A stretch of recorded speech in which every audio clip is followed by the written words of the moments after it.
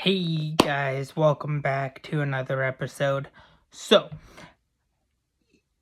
last night I finished watching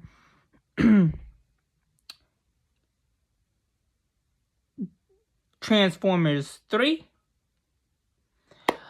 Dark of the Moon, I believe. Yeah, that's 3.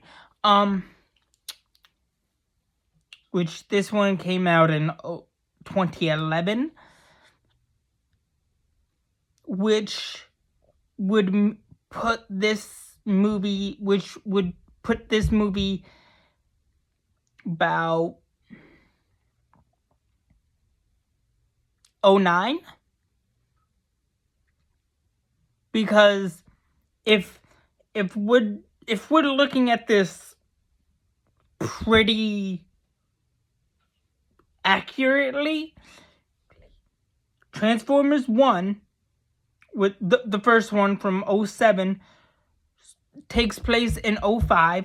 Transformers 2 takes place in, or is set in 2007. This takes place or is set in 2009. And here's why. Because of the time thing we had in part 4, Age of Extinction. Because part 4 came out in 2014. Part 4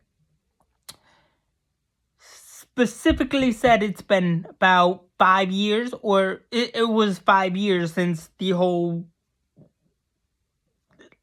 events of the events of the end of part 3, which is Dark of the Moon. So I would estimate that to be 2009.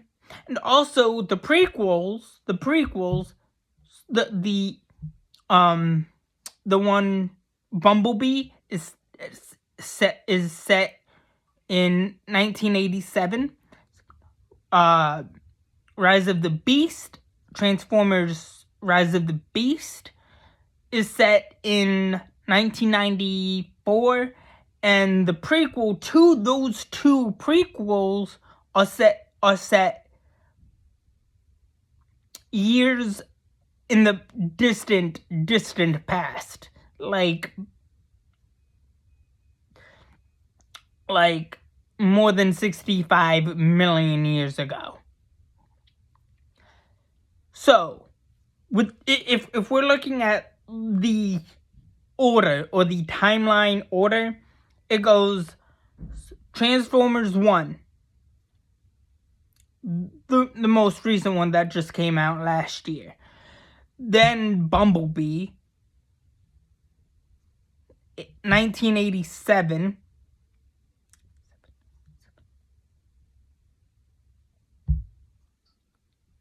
Transformers Rise of the Beast, or Beast, which would be accurate, because if I'm doing my math right, Shia LaBeouf's character would have been born in 1988.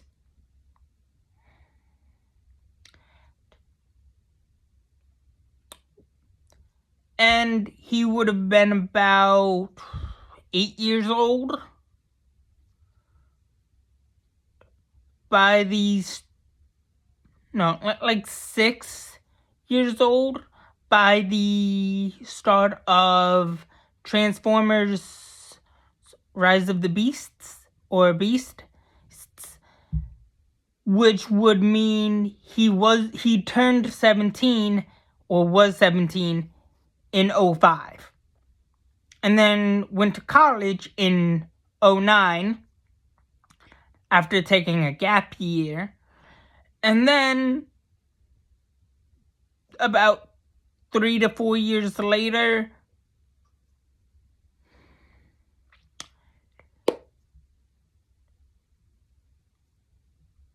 the events of Transformers 3 takes place.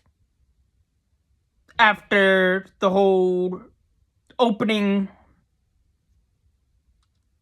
scene, which does state that it kind of took place, some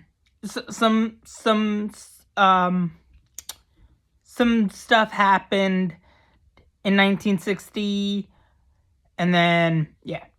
Anyways, so we're looking at a time frame between 2009 to 2010, which I wouldn't say 2010. Maybe the cleanup of the thing of Transformers happened in 2010 or immediately after, but realistically, it's the events happened in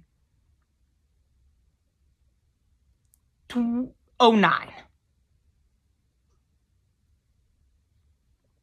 give or take. Maybe 2010, 2011 respectively, tops. But also, I don't really know how long or how many years Sam Witwicky spent in college. So, yeah. Also, Megan Fox is not in this one because there were some problems going on behind the scenes of...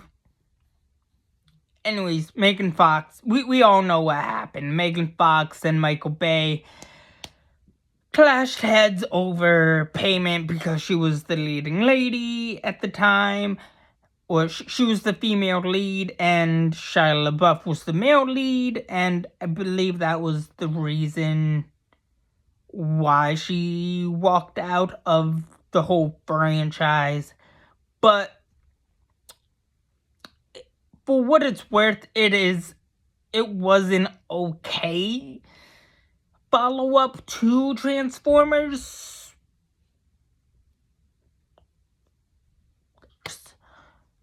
2, but all I'm going off of is the events, the event of the timeline that doesn't really add up to the ongoing retcon that keeps going for some odd reason. But anyways, it is an okay movie. It is not the best, not the worst, but it's okay. But then again, it's Transformers. They only made this movie to only sell toys. So, I mean, granted, it does have they do have a pretty really good fan base and whatnot. And I don't know too much about Transformers and G.I. Joe, but I know enough. I know enough to know the basics, if that makes sense. But still, it's a pretty good franchise. Anyways, that's all I have for you guys so far for right now. Please like, share, subscribe, and have a good day. And tomorrow, I'm doing Part 4 and Part 5 before going into the prequels. And then G.I. Joe prequel / origin, Snake Eyes origin. And then I'm doing some more, and then I'm doing a couple full season reviews. Anyways, once again, that's all I have for you guys so far. For right now, please like, share, subscribe. Have a good day. Thanks.